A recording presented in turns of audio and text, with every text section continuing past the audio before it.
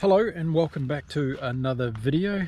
Thanks for spending your time on my channel, and please subscribe and leave any comments regarding my videos. Today I want to talk about Roger Federer, as his amazing comeback is imminent, and next month he'll grace us all again with his brilliance on the tennis court. And he's going to be playing at the O2 Arena in London.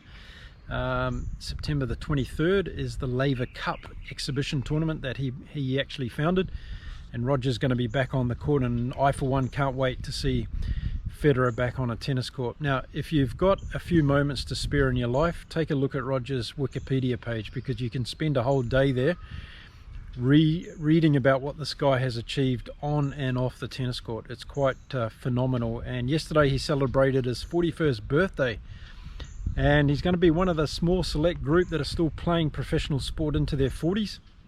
Of course, we've got people like Fernando Alonso driving in Formula One. We've got Serena Williams still on the tennis court, and we've got Roger as well playing professional tennis still. So amazing to see him coming back again, and I for one are very excited about seeing Federer's return. It's going to be interesting to see what happens. Obviously he's going to be playing at this stage of his career with some limitations. His recovery is not going to be the same, but let's hope that he's going to be able to play at a standard that not only he expects, but many of us fans are becoming used to. And I guess we're a bit greedy to see Roger back at the top again, but he's going to find it pretty difficult, I think. And there's been so many young, amazing tennis players in the men's ranks come up in the last 6 to 12 months. And I'm talking about people like Yannick Sinner from Italy, Carlos Alcaraz from Spain, Herkerets from Poland, Felix Aliassime from Canada. There's a ton of talent on the men's circuit at the moment. Berrettini's another one from Italy.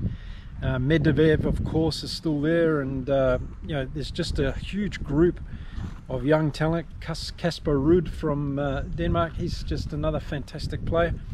So you've got all these young talents, and Roger's coming back after being out of the game for quite a while, and he's going to run into some of these guys in tournaments that he plays. Now, he's only going to play 2 tournaments this year. He's going to play the Laver Cup, and he's going to play the ATP Tour event in Basel, in his own country of Switzerland. So whether Roger then sets his sights on the Australian Open at the beginning of next year, we'll have to wait and see, but he's keen to play a schedule in 2023. It's going to be a limited schedule, of course. He's going to see how the body responds to coming back on the tour, but I also think that Roger's also going to assess how he's actually playing, because he's not a guy that wants to be knocked out in the first round of tournaments, and of course he's got nothing to prove on the tour anymore. He's just purely doing this for the love of the game, and that's what's so great about this champion, because he doesn't need to come back and give this another go. He's proven to everybody how fantastic he is, and whether or not you think he's the GOAT, I think he's probably the GOAT of all time, because of just purely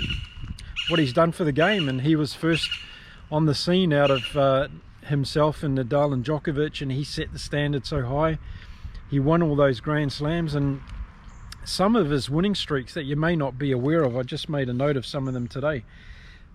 He still holds the 65 match winning streak on grass between 2003 and 2008. 65 matches unbeaten on grass, for a total of what's that, 5 years.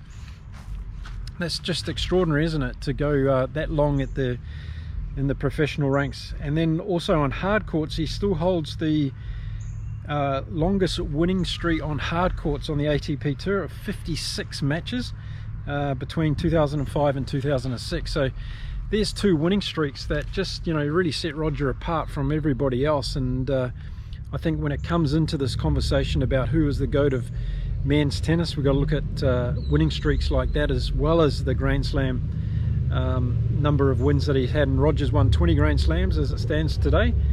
And just some of his other accolades: he's won 28 ATP Masters events and 6 ATP Finals matches, for a career earnings of $130 million so far. Of course, he's earned a lot more off the court with his sponsorship deals and ambassadorships that he's got with lots and lots of brands. But one thing you may not know about Roger is that he actually holds the second highest amount of Guinness Book of World Records. That's right, he's got 22 world records that he holds for one discipline, the sport of tennis, and he's only beaten by a chap by the name of Pauli Fian, who's a Finnish Icelandic explorer. So there you go, Roger is number 2 on the all-time list of Guinness Book of World Record holders for one discipline, and that's quite an achievement as well, something you may not have known about Roger Federer there. So yeah, it's going to be really interesting to see how Roger's body holds up, but also how his game levels up against some of these players that he's ultimately going to run into on his comeback. So I'm going to be very excited to be watching the Laver Cup coming from the O2 Arena in London next month in September, when Roger gets back on the court again, and let's see what he can do. What do you think Roger's going to do when he comes back? Do you think he's going to be able to win not only matches, but do you think he's going to be able to win a tournament? And how do you think he's going to go at the ATP Tour event in Basel? Do you think he's going to be inspired by his home crowd and audience to do well there and push on into the later stages of the tournament? Or do you think he's going to come up against some of these younger players now who are going to maybe have the metal over him? I'd be really interested to hear your comments. But like many people, I'm getting really excited about Roger Federer's latest comeback. It's been a long time without him on the court. In fact, we've probably forgotten about how great he was in some instances, because we've been watching both Nadal and Djokovic continue their steamrolling role this year, in particular in the Grand Slams, and it seems to be that Roger's taken a bit of a back seat, but he'll be back next month, and I'm sure he'll be sharing the limelight with those guys as we head into the Laver Cup. So drop me a note what you think about Roger Federer, his career, his Grand Slam. Is he the GOAT in your mind? And how well do you think he's going to go when he comes back? And what tournaments do you think he should play in 2023? Do you think he should play all the slams next year, or do you think he should just focus on the grass at Wimbledon, where he's probably got the best chance of going deep into the tournament? I'd love to hear your thoughts about it. Okay, that's it for another video. If you like my content, please subscribe to the channel, and I'll be back soon with another video on sports news and opinions from around the world.